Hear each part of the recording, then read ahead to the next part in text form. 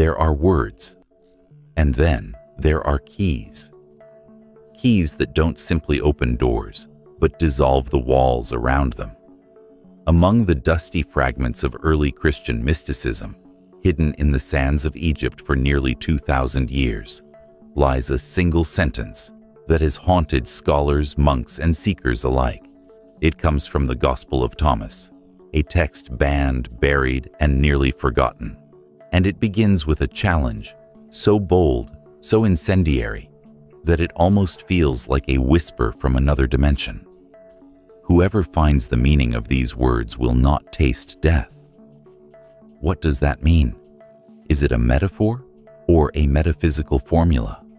Is it a warning, a promise, or a cipher pointing toward a secret long erased from accepted doctrine? Tonight, we step beyond the familiar borders of religious teaching and wander into the liminal shadows, where mystics once searched for God, not in the heavens, but within the hidden chambers of the human soul. We're going to explore the first saying of Thomas, not as historians, but as alchemists of meaning, seeking the living essence behind the words. Because if this saying is true, if finding its meaning truly allows one to not taste death, then the message it carries must go far beyond simple moral advice or poetic symbolism. It must point toward something primal, something eternal, something woven into the very fabric of consciousness. In this episode, we'll peel back layers of history, decode esoteric interpretations, and trace this mysterious statement across ancient traditions, from Egyptian mystery schools to early Gnostic teachers, from Hermetic wisdom to Eastern Enlightenment traditions. We'll ask, what does it truly mean to not taste death? Is it literal immortality, a transformation of consciousness, or the realization that death itself is a misunderstanding? And more importantly, what must be found in order for this transformation to occur?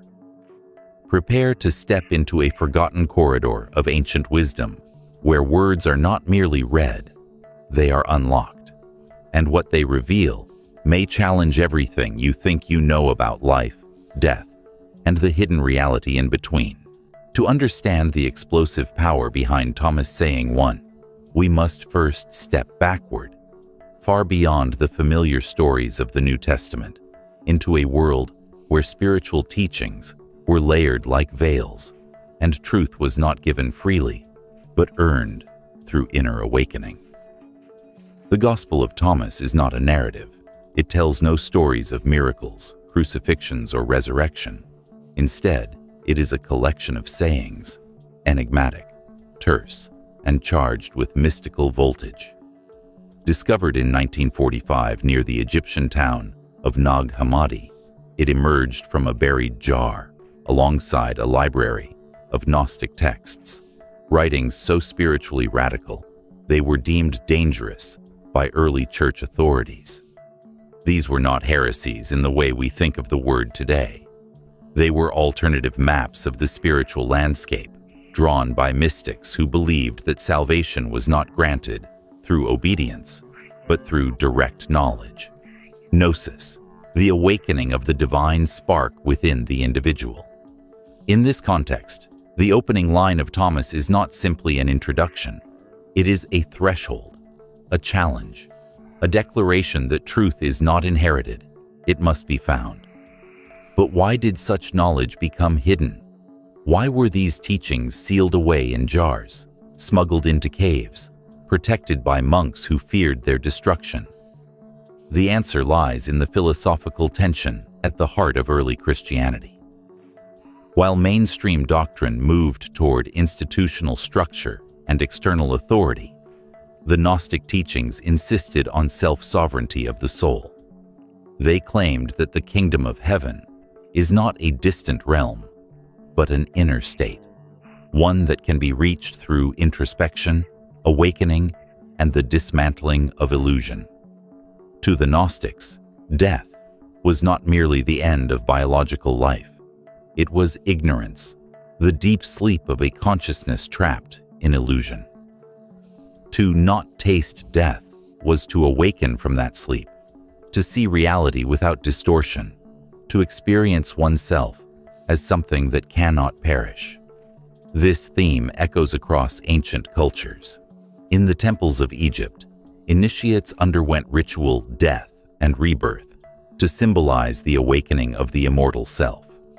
In Hermetic philosophy, death was described as the confinement of divine consciousness within matter. In the Vedic traditions of India, the Upanishads declare that the one who realizes the self overcomes death before dying. Even in the teachings of Buddha, enlightenment is portrayed as the end of the death-bound cycle of ignorance. All point to the same idea. True death is the death of awareness, not the body. The Gospel of Thomas fits into this global lineage of inner liberation, and its first saying stands as a gateway to the entire text, as if to warn, if you read these teachings merely through the eyes of flesh, you will miss their fire. But if you penetrate their meaning, something within you will awaken, and that something cannot die. As we move deeper, we will explore the hidden structures within this saying, the layers of symbolism, the metaphors of discovery, and the radical reinterpretation of life and death that ancient mystics sought to preserve. To unlock the meaning of Thomas saying 1, we must approach it the way ancient initiates approached sacred texts, not as passive readers, but as participants in a mystery. Mystical teachings are rarely meant to be understood on the first pass. They are designed to work on you, to pull you into deeper layers of reflection until a hidden pattern reveals itself almost of its own accord. The saying begins, whoever finds the meaning. The key word here is finds, not knows, not recites, not believes, finds. This single word implies a journey, a discovery, an active pursuit. It suggests that the meaning is not obvious, not sitting in plain sight. It is concealed by design. In the ancient world, truth was often encoded in paradoxes. Masters gave students riddles not to confuse them, but to unhook their minds from habitual thinking. When a riddle is solved, something inside the seeker shifts.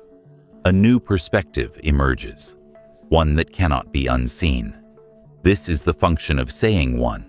It is itself a spiritual riddle, and understanding it requires stepping outside the literal interpretation. The early Gnostics believed that Jesus spoke in layers. There was the outer layer for the crowds, and the inner layer, the hidden teaching, for those prepared to awaken. This saying is an invitation to the inner layer. Let's begin unraveling it. First, consider the phrase, the meaning of these words. Which words? Is it referring to the entire gospel, or to just this single statement? The text does not specify. Some scholars argue that this very ambiguity is intentional. It forces the reader into contemplation. What am I actually seeking? The meaning of the text, the meaning of the words, or something deeper, the meaning behind the meaning? This is where the ancient Hermetic principle comes into play. As above, so below. As within, so without. Meanings in sacred teachings mirror meanings within the seeker. To find the meaning is not merely intellectual, it is experiential. Now the second half of the saying, will not taste death. This phrase appears strange, poetic, almost mythical. Why taste? Why not simply will not die? In Jewish mystical tradition, tasting death was an idiom signifying experiencing the bitterness of mortality, the fear of annihilation, the suffering that stems from believing oneself to be merely a temporary being. To not taste death, therefore, is not a promise of physical immortality. It is the liberation from the existential fear that binds human consciousness. Imagine a person standing at the edge of a vast ocean at night. They see only darkness, and they fear it. But if they walk into the water, If they immerse themselves, they discover something unexpected. The water holds them. The darkness becomes peaceful. This is what it means to transcend the taste of death, the realization that the self is held by something greater than the limited body. The Gnostics taught that death is not the end of life. It is the end of misunderstanding. To find the meaning of these words is to awaken the part of the self that is not born and does not die, the part that observes thoughts, emotions, and experiences, the silent witness, the spark of the divine. When this witness is recognized, the fear of death dissolves like mist in sunlight, not because the body becomes immortal, but because identity shifts. You no longer mistake yourself for the temporary form. You realize you are the one who is aware of the form, and awareness does not perish. This is the hidden architecture of saying one. The meaning is not conceptual, it is transformational. It is a doorway to a new mode of perception. And once that doorway is crossed, death loses its sting. But we have only begun the decoding. In the next section, we will explore deeper layers, alternative interpretations, hidden metaphors, and parallels across spiritual traditions that illuminate the true power of this mysterious saying. To move deeper into the mystery of Thomas saying one, we must now examine what lies between the lines, those subtle, shimmering layers of meaning that ancient teachers embedded like seeds meant to sprout within the seeker. The Gospel of Thomas is not a text to be read, but activated, and its first saying contains an entire cosmology compressed into a single sentence. Let's begin with a provocative idea. This saying is a map of consciousness disguised as a warning. The phrase finds the meaning, suggests an inner quest, but the structure of the sentence is equally important. In many ancient traditions, the first words of a sacred text serve as a key code that unlocks the rest. The opening saying of Thomas functions exactly this way. It tells the reader how to approach everything that follows, not as commandments, but as puzzles that reveal truth through introspection. Now, let's examine the hidden mechanics. 1. The saying as a mirror. Esoteric scholars often point out that saying one acts as a mirror. When you read it, your interpretation reflects your current level of consciousness. If you read it literally, you remain in the literal world. If you read it symbolically, you enter the symbolic dimension. And if you read it experientially, seeking its truth within yourself, you step into the mystical. The Gnostics believed that truth could not be given fully formed. It must dawn within, like sunrise. This saying forces the seeker to confront their own assumptions about life and death. In that confrontation, clarity arises. The text is not offering immortality. It is offering a mirror through which the seeker sees what they already are. Consciousness, observing the temporary dance of form. 2. The meaning. Hidden in paradox. Throughout the Gospel of Thomas, Jesus speaks in paradoxes. If you bring forth what is within you, what you bring forth will save you. Become passers-by. The kingdom is spread out upon the earth, and people do not see it. These paradoxes operate like Zen koans, phrases that break the logical mind so intuition can emerge. Saying one belongs to this family of disruption. It is a paradox about meaning itself. How can one find the meaning of words that promise liberation from death? The deeper you look, the more the saying points inward rather than outward. It's as if the text whispers, "Do not look at the words, look at the one who is reading them." 3. The hidden identity of the seeker. Esoteric traditions across cultures share a common claim. The seeker is not who they think they are. The Upanishads say, "Thou art that." Buddha points to the illusion of a separate self. Hermeticism teaches that the human soul is a fractal of the divine mind. The Gospel of Thomas follows this lineage. Not tasting death is not about escaping mortality. It's about realizing that the you who fears death is not the real you. The ego tastes death. The soul does not. And the only way to understand this is not through philosophy, but through a direct inner recognition. The meaning, then, is not grammatical. It's ontological. It concerns the nature of being. 4. Alternative interpretations. Some scholars suggest the saying refers to initiation. In ancient mystery schools, initiates underwent symbolic death to reveal their immortal nature. To not taste death meant passing through the gates of the unconscious and emerging with awakened sight. Others argue that the phrase points toward a psychological transformation, transcending the fear that governs human behavior. In this view, the biggest death we experience is living a life controlled by fear, habit, and unconscious patterns. A more radical interpretation, found in mystical Christianity, claims that the saying points to the awakening of the Christ within, a state of consciousness that perceives reality beyond duality. Across all interpretations, a common thread appears. The meaning that must be found is not in the words, but in the self. 5. The hidden challenge. Saying one is a challenge disguised as a promise. It dares the seeker to pierce the veil of their own assumptions.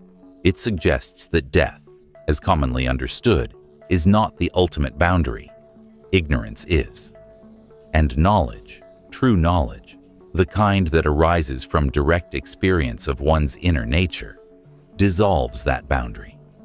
When this happens, the seeker realizes they were never separate, never isolated, never merely a body destined to perish. They realize they are the field in which life and death arise. They are not the drop. They are the ocean. This is the esoteric heart of saying one. Great mysteries lose their power if they remain abstractions. The ancient teachers understood this well. A truth that cannot be lived is not truly understood. And so, if Thomas saying one is more than poetry, if it truly points toward a state of consciousness that does not taste death, then it must be grounded in practice. Here, we explore how modern seekers can experience the meaning behind the words, not merely contemplate them. 1. The first practice, the witness behind the eyes. Every spiritual tradition points to a singular discovery. The one who observes is not the one who fears. To begin, sit in stillness.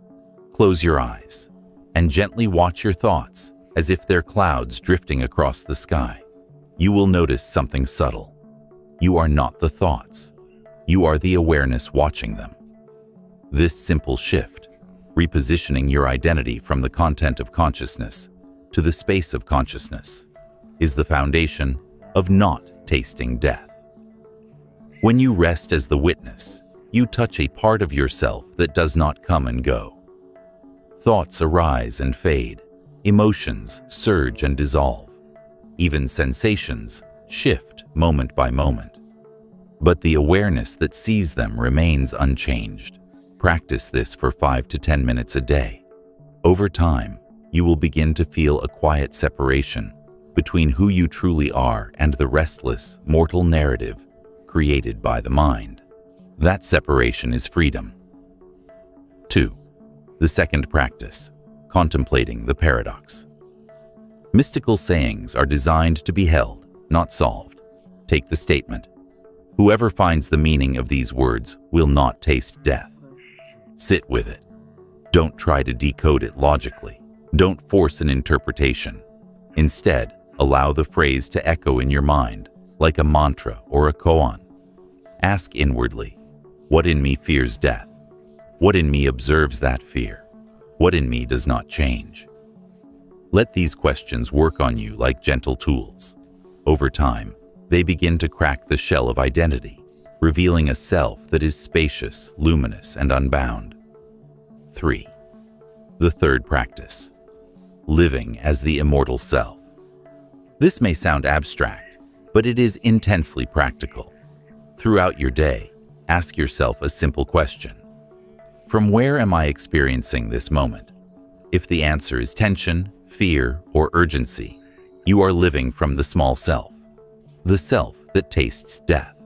But if you pause, breathe, and reorient yourself to the witness, suddenly, the moment widens. The mind softens. A deeper clarity emerges. This practice gradually shifts your baseline awareness. You begin to see life the way mystics describe it, not as a sequence of personal dramas, but as a dream unfolding in consciousness. And in that shift, fear of death begins to melt.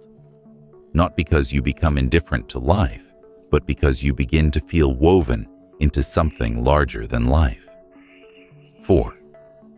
The fourth practice: the inner temple ritual. Ancient mystery schools taught that entering the inner temple was essential to spiritual rebirth.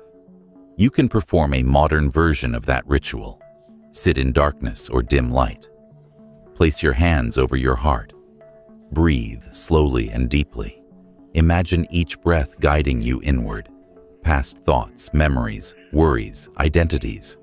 Keep going inward until you reach a silent space, a feeling of stillness that requires no effort. This inner temple is the space that does not taste death. Return to it often, not as an escape from life, but as the route from which to live fully. 5. Recognizing the obstacles along the path, you will encounter resistance. The mind clinging to old identities, emotional storms, the fear of letting go, the doubt that whispers, "This is just imagination." These obstacles are not signs of failure. They are signs of awakening. The closer you move toward the truth of yourself, the louder the illusions try to pull you back. Meet them gently. Meet them with awareness. Meet them from the part of you that cannot be harmed. In time, you will notice something miraculous. The fear of death loses its grip, not through belief, but through direct experience of your own inner vastness. When we return to the opening words of the Gospel of Thomas, whoever finds the meaning of these words will not taste death. They no longer feel like a riddle carved in mystery. They feel like a doorway, a subtle invitation, a challenge to step beyond the surface of life and discover the dimension within us that has been quietly awake all along. Throughout this journey, we've traveled through forgotten histories and esoteric philosophies, across the deserts where ancient manuscripts slept in clay jars, and deep into the architecture of consciousness itself. We've seen that death, in the mystical sense, is not the end of biological life, but the end of identification with the small, frightened self. And to not taste death is to awaken into an identity that cannot be touched by time. This teaching, buried for centuries, echoes the wisdom of mystery schools, the insights of meditators, the revelations of mystics across continents and ages. All point toward one realization. You are more than the story you tell about yourself. You are more than the fears that shape your choices. You are more than the body you temporarily inhabit. The meaning of these words cannot be handed to you. It cannot be memorized or adopted like a belief. It must be found in silence, in awareness, in the space between thoughts, where your true self glows like a hidden ember. When seekers throughout time discovered this, something shifted in them. They lived differently. They loved differently. They moved through the world not as fragile beings clinging to borrowed moments, but as expressions of something infinite, flowing through finite form. And this is the heart of Thomas saying 1, a reminder that the path to freedom is not upward or outward, it is inward. A reminder that immortality is not about escaping death, but about awakening to the part of you that never tasted it to begin with. So as you leave this exploration, I invite you to sit with the question that started it all. What is the meaning you are called to find? And what within you already knows it? If this journey stirred something within you, share your thoughts below. Explore these ideas further, and join me as we continue uncovering the hidden wisdom that whispers from the edges of history and the depths of the soul.